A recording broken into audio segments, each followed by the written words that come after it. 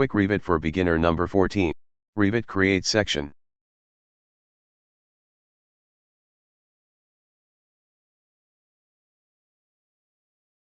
If you notice, when you first create a Revit file, you'll find the views and sections provided default by Revit. You can use these sections and add others or recreate the entire section. To access the sections, you can go to the Properties panel on the left side. In the Sections option, you can press the plus sign to display the sub-elements. In this sub-elements, the section page created from the section notation in the working area. You can double-click this element to open and view the section page. This section display doesn't match the model we have created. This is because the section notation doesn't apply to the model. This time, we will add section notation to create a section of the model we have already created.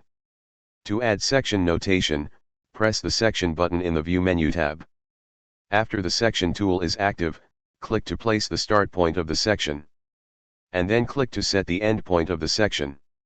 The sections we create will automatically appear in the Explorer panel area under the Properties panel.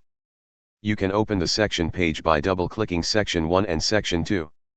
Once the section page opens, you'll find the sections from the objects we created previously. Subscribe, like and share if this video useful. Thanks for watching.